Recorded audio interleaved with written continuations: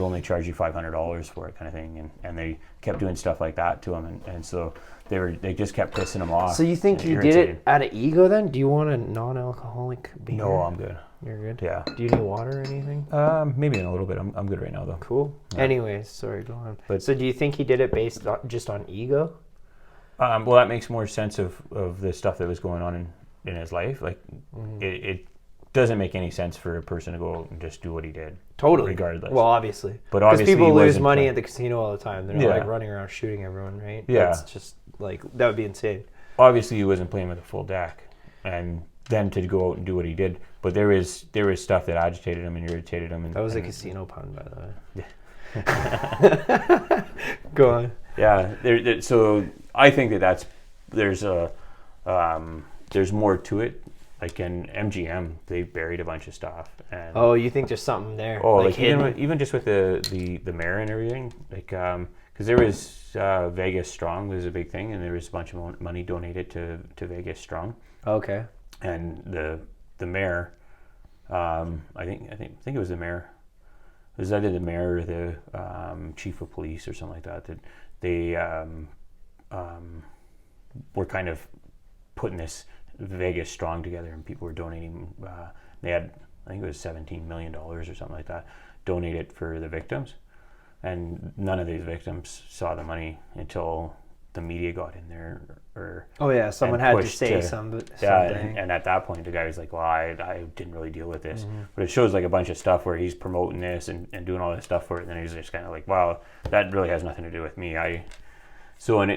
Who knows? Like maybe it could be taken out of context, but just the way that things happen. There's a new police precinct built that was funded by the MGM, or funded or they gave them that space of land, like in prime space. Yeah. To build this policing, like. So there's like a bunch of really shady stuff done. Yeah, they're definitely like some connections going on, and like, okay, like we don't have evidence for this, we'll give you this land, you know what I mean, stuff like that, or like maybe allegedly, right? Like who knows? I mean, at least it sounds like they're kind of pushing for that, right?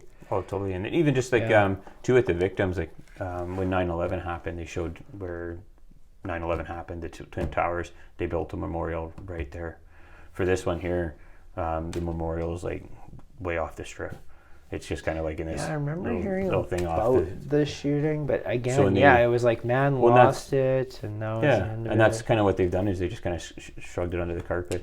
The MGM, they wound up the money that they paid was like their insurance covered, I think like 95% of it, and they paid out like a little like here you go, and it's all done. And not only that, but the judge on the case that was appointed was the MGM Grand's head of security's daughter.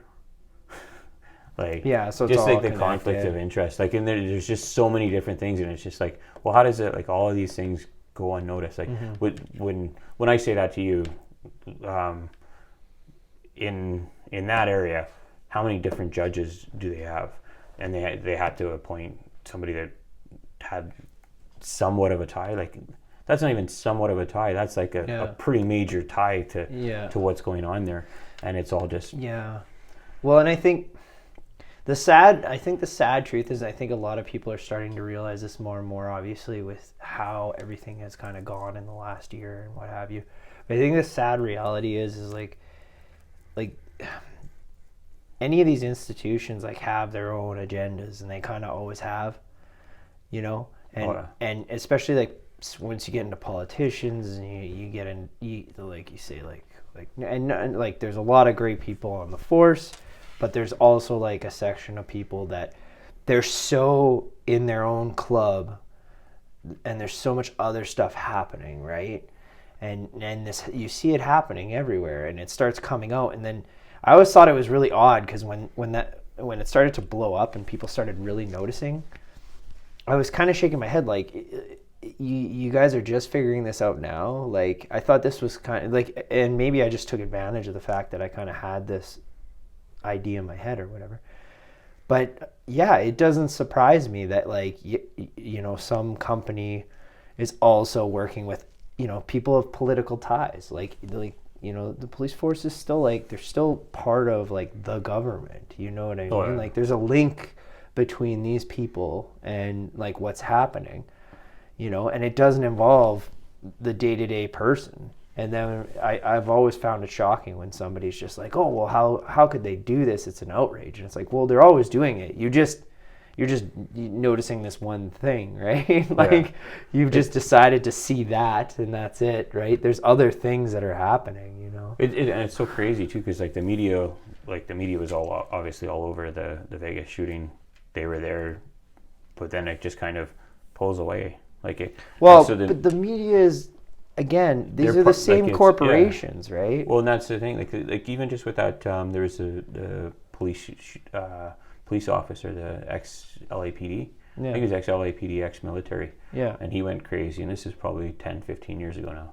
But where he had like that big manifesto, and he was going and killing cops. And I think I actually just heard about that. Like I was watching a thing on that. Yeah, but like whatever happened. Like he went around. Yeah. Well, you don't hear. He killed a bunch of cops. So you heard about it, you knew it happened, but you didn't hear like the aftermath. You have no idea like where that went, what's going on. I'm sure if we like spent some solid time and did a little bit of digging, like you could find it, but you're not going to see it on like the 8 o'clock news or something. No, and like I mean? Whatever happens with that kind of stuff, like the Vegas one, they got footage of guys shut off your body cam, shut off, and he's just going around and telling everybody to shut their cameras off. There's another one where there's a guy that was a security, like there was outside the room, and the guy that was shooting, they were outside his room, and there was a few security officers and I think some police officers with guns outside the room, and they were terrified to go in, but they sat out there for. Who's this? Are you talking about the Vegas shooter? They were sitting outside his room, so they could have actually prevented him from killing as many people as he did. Well, so that pulls in like a whole other part of the conversation where I definitely think that you need to have more training. Like anything I've watched, like I can't remember his last name, but his name's Jocko. He's on YouTube or what have you. Yeah. Amazing guy. He's like an ex-SEAL, I think, or what have you. But he's from the military. He's done a lot of time there and stuff like that. And he's just, the way he thinks is very like logical and like right, logistical and stuff. And that was a major thing that he kept talking about when everything started coming up about, you know, these incidences with cops and stuff, is like they need more training and stuff like that. And that was why I remember when everyone's like, well, defund the police, and like obviously how that backfired, but like they require more, right? So then it turns into this thing where it's kind of like, well, what do? Like, do taxpayers pay more money to better train these cops so less incidences happen? Like, are we willing to do that? You know what I mean? Like, and it's hard because what's the other option, right? Well, you privatize it. Okay, so then what? You end up with like militia groups. You know what I mean? Like which some countries actually run that way, where there's like these groups of like, they're basically like soldiers, but they're like cops, right? But that's it's a crazy like thing to try to figure out, right? Because like you said, it's a high pressure situation, these intense moments. Those guys were scared to go in, and rightfully so. They know if they kick in the door, they're probably going to get shot at, and if you're a normal human being, you probably don't want to get shot at, right? But you look at at the same time, that's supposed to be their job. Yeah, but you look at carpentry, right? Yeah. Like, and what did you pay to go to school for carpentry? 100%. Yeah. Right, and so. But carpentry has, like in some areas in the States, the police training isn't even as advanced as the carpentry is. Yeah, no, that's true. But I mean, we got to look at. But in carpentry in Alberta or Yeah. whatever, it's basically all subsidized, right? Like you when you paid to go to school, what did you pay for your book? Yeah. Like everything else was all paid for. Yeah, right? you get the $1,000 kickback. Yeah. So. But I think here, I know it's a little bit more intense, but when I was in university, I remember being in one of my sociology classes, and the cops were in this class too. Like, these were the up and comers. Yeah.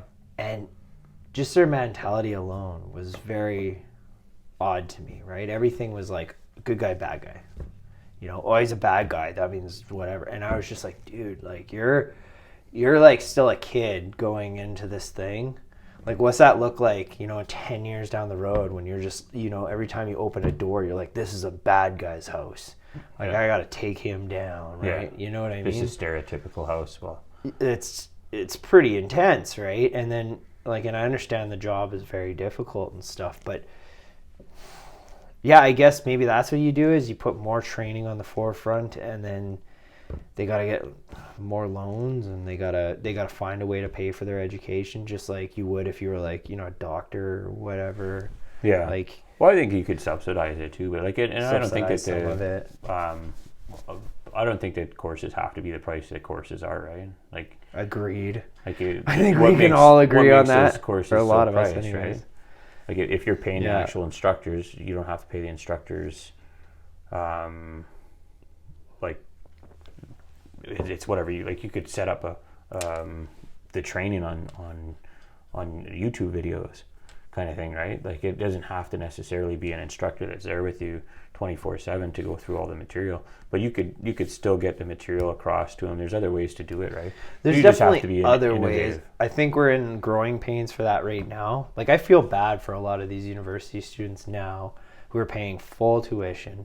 Their courses are online.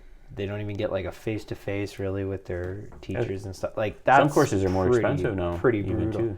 That just blows my mind. Yeah. Like, how are you? My buddy just came back actually from trade school there, and when he went there, everything was online, what have you. He still paid the exact same amount, and he's like, and then you came in for shop. Obviously, you're masked up and everything, but it was like very brief. It wasn't like, you know, when we were going to school or what have you. And it's just weird because it's like, how can you justify charging more? Like, he was saying, he's like, you'd spend half the class, like, because the guy on the other end didn't even know how to use the programs properly to teach and stuff via the computer. So he's just sitting there on the computer watching this guy struggle, and I'm like, you're not getting a proper education. This is still. And then he's like, you could cheat the whole time. He's like, you could just put your books right beside you. Like, there's nothing they would do. Like, you didn't have to. He's like, I felt like I learned nothing, and I was just like, it wasn't much different from actually going into the classes with the instructors. There was some of the instructors that were brutal. Like, there was classes where when I went, names. Those are names. Where I went into the classes, and I would just kind of go over my books in the class while he was doing his thing.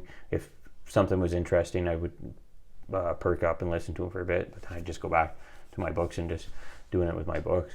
But that's I think for me anyway, it was with a lot of schooling, like they kind of still just teach one way.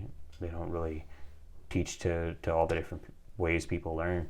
And for sure. So for me, I found it really hard, and a lot of times the instructor just going over and over and just that is awesome. Just yapping. Yeah. What is that theme to? Oh, it's just one of the ringers. The Oiler game starts in 15 minutes. Or, well, it's starting now. Oh. Well, I'll wrap this up. Mo! And that's a cut. Yeah, we're moving on. Yeah. But yeah, no.